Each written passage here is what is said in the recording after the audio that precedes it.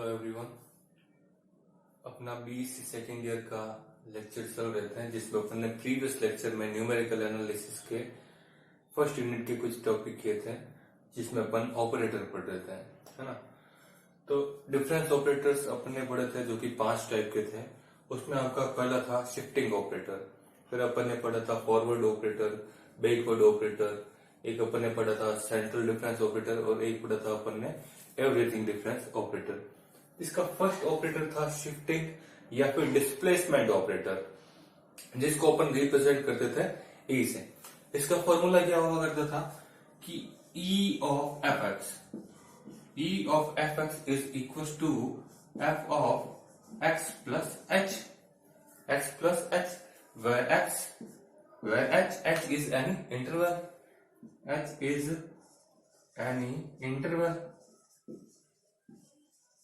h कोई interval हुआ करता था और e ऑफ एफ एक्स का formula F of X plus H हुआ करता था। इसी तरह से अपन ने इसकी सेकंड ऑर्डर का भी निकाला था ई स्क्वायर ऑफ एफ एक्स, यानी कि सेकंड शिफ्टिंग ऑपरेटर। इसको शिफ्टिंग या फिर डिस्प्लेसमेंट ऑपरेटर यानी कि विस्थापन संकारक भी कहा जाता है। तो ई स्क्वायर जब अपन निकालते थे तो अपन ने ई स्क्वायर को अपन लिख सकते हैं E into E of F x, है ना। तो बराबर ई का ई बड़ा है और ई ऑफ एफ एक्स का वैल्यू कितना है, F of X plus H है। क्लियर। अब वापिस एक तरह से आपको शिफ्टिंग ऑपरेटर मिल गया। अगेन ये खुलने के बाद फिर से क्या, जैसे ये खुलने के बाद क्या होगा कि एच एड हो जाता है, तो ये फिर से खुलने के बाद क्या होगा, एक एच और एड हो जाएगा, यानी कि F of X plus H तो पड़ा है, एक एच और एड हो जाएगा, यानी कि H plus H that is 2h, यानी कि E square of F X second shifting operator मिलेगा आपको F of X plus 2h। यहाँ 1 है तो यहाँ भी 1 है, यहाँ 2 है तो यहाँ भी 2 है, 3 है तो 3। इसी तरह से अगर मैं इसको कंटिन्यू करता रहूं with power n of F X, यानी कि nth शिफ्टिंग ऑपरेटर का वैल्यू क्या होगा, वो होगा आपका F of X plus NH. क्या होगा, F of X plus NH. ये होगा आपका nth शिफ्टिंग ऑपरेटर। फिर अपन ने इनवर्स में भी पढ़े थे ई इनवर्स क्या होता है, ई इनवर्स ऑफ एफ एक्स, जिसका फॉर्मूला होता है F of X minus H.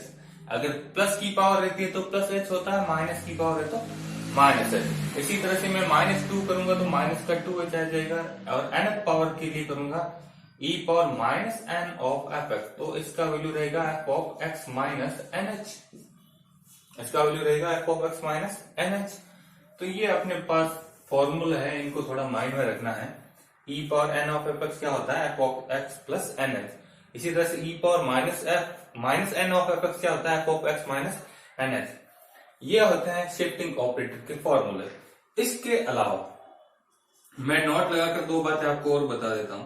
पहली बात कि अगर आपके पास ई की पावर 0, ई क्या है, अच्छा कोई भी वेरिएबल राशि की अगर पावर 0 हो तो उसका वैल्यू कितना होता है, हमेशा 1 होता है। तो इसी तरह जब ऑपरेटर की भी पावर अगर 0 हो तो उसका वैल्यू भी हमेशा 1 होगा, उसका वैल्यू भी हमेशा 1 होगा। दूसरी बात, ई स्क्वायर ऑफ एफ एक्स को अपन कभी भी ई ऑफ एफ एक्स का होल स्क्वायर नहीं कह सकते हैं। क्यों? क्योंकि ई स्क्वायर ऑफ एफ एक्स तो क्या होता है, F of X plus 2h होता है, जबकि ई ऑफ एफ एक्स क्या होता है, F of X plus H होता है, यानी कि F of X plus 2h एक चीज ये है, और एक है आपके पास F of X plus H का स्क्वायर। तो ये दोनों चीजें इक्वल थोड़ी, अलग अलग है, ऑब्वियसली अलग अलग है, तो ये कभी भी सेम नहीं रहता है। तो इन चीजों का थोड़ा ध्यान रखना, ये हो जाएगा। फिर इसके बाद में शिफ्टिंग ऑपरेटर की कुछ प्रॉपर्टीज होती हैं तो वो अपन पढ़ते हैं।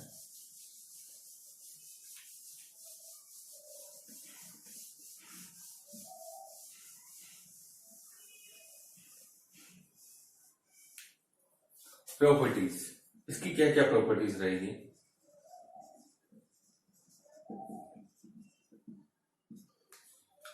पहली प्रॉपर्टी, इसकी जो फर्स्ट प्रॉपर्टी है वो ये है कि अचर राशि के लिए हमेशा संकारक ई क्रम विनिमय होता है। Operator E is commutative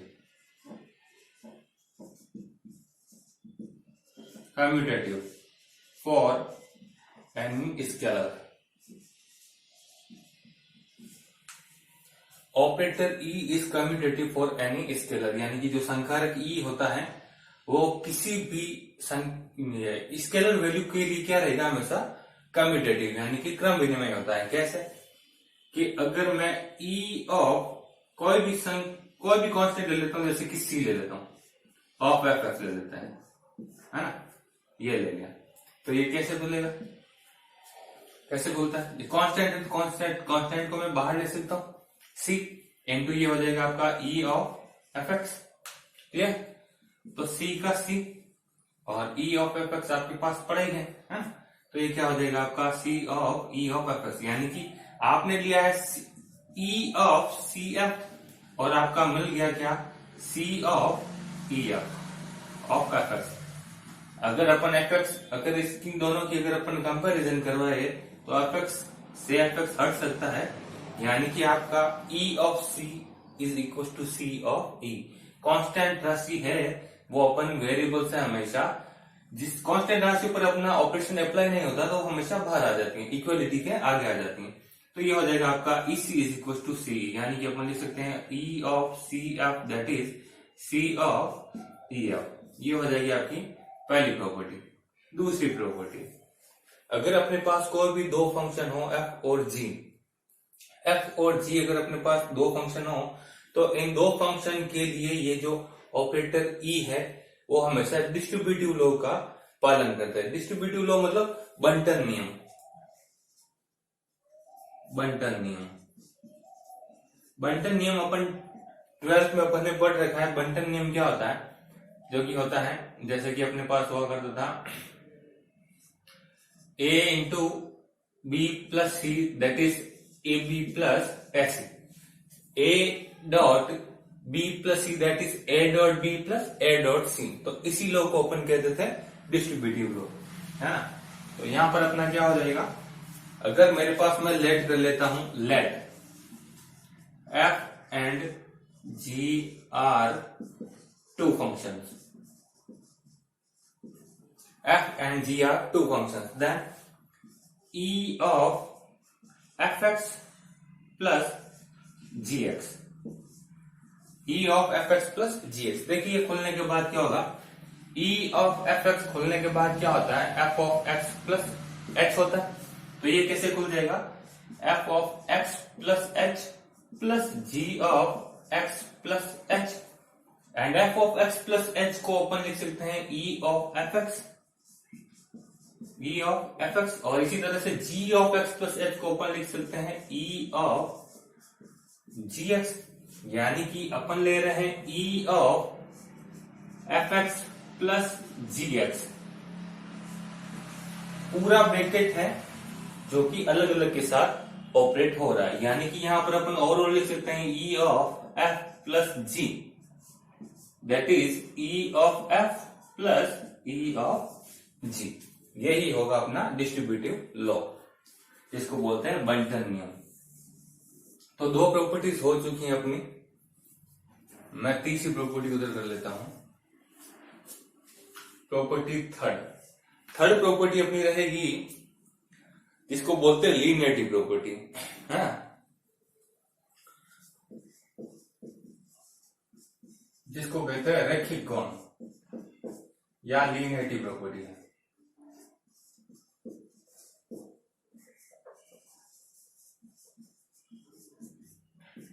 linearity property, देखिए लीनियरिटी प्रॉपर्टी क्या होती है, इसमें हो जाएगा आपका e of c1 of fx plus c2 of gx that is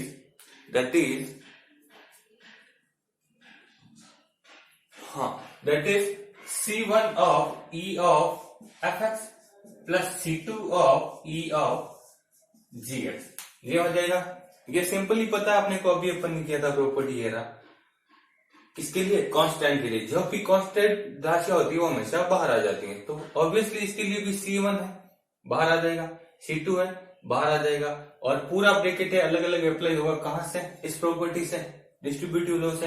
तो इस प्रॉपर्टी में ये दोनों प्रॉपर्टी अप्लाई हो रही है, अपन लगा कर देख लेंगे। तो कांस्टेंट राशि तो हो जाएगी बाहर, और पूरा ब्रैकेट है तो दो के फॉर्म में अपना अलग अलग खुल जाएगा। तो ये हो जाएगा अपना रैखिक नियम। इसके बाद में आपकी फोर्थ प्रॉपर्टी आती है आपकी घातांक नियम।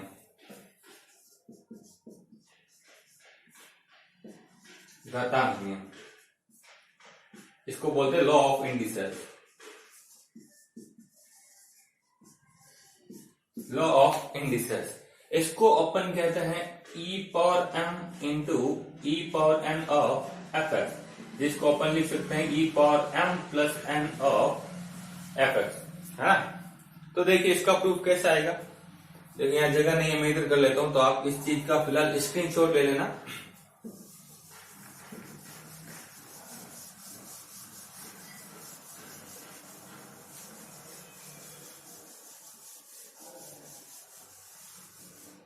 देखिए क्या है अपने पास, e⁻m into e⁻n of fx, that is e⁻m plus n into fx। तो अपन क्या करते हैं, इसका प्रूफ देखते हैं।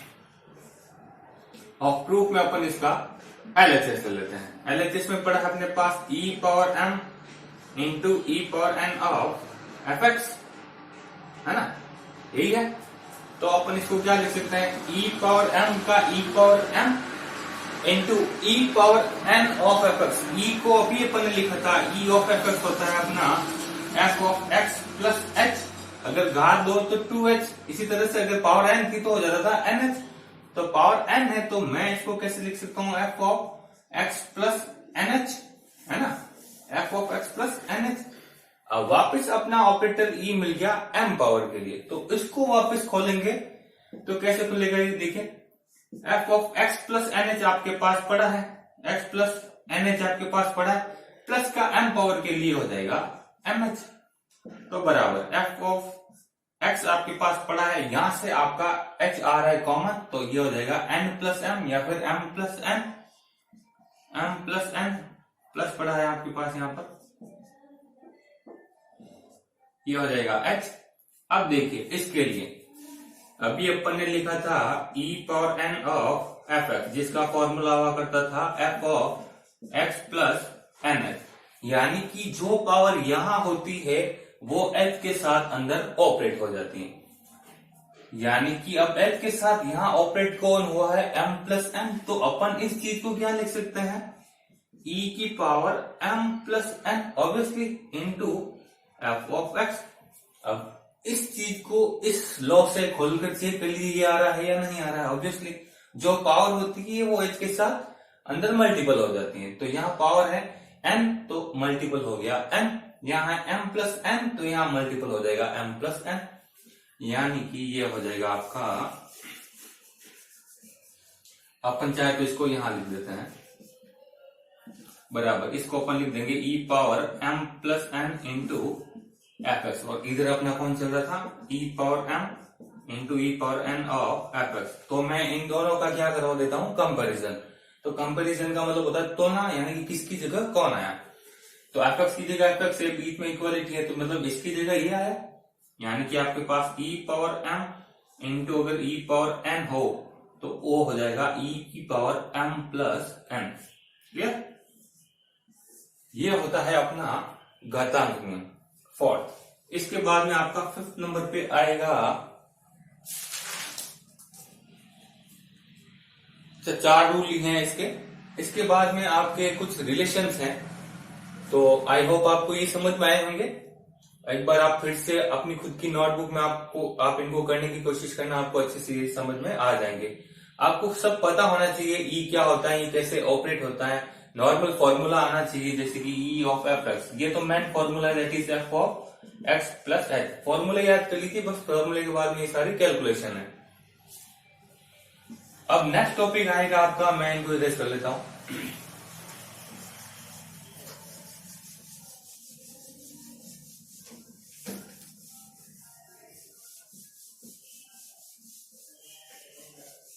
नेक्स्ट टॉपिक आएगा अपना relation between delta, nabla and E. तो देखते हैं ये क्या है।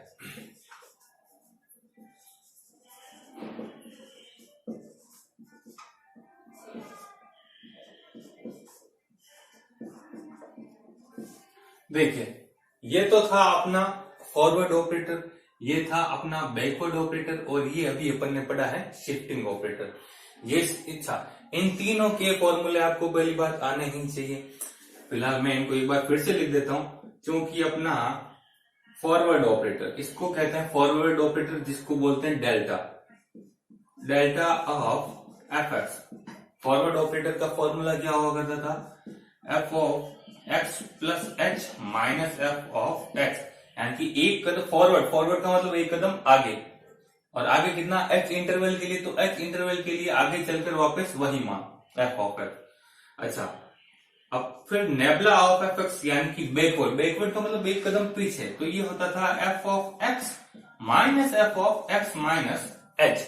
और अभी अपन ये तो पढ़े ही हैं, ई ऑफ एफ एक्स जो कि होता है आपका F of X plus H.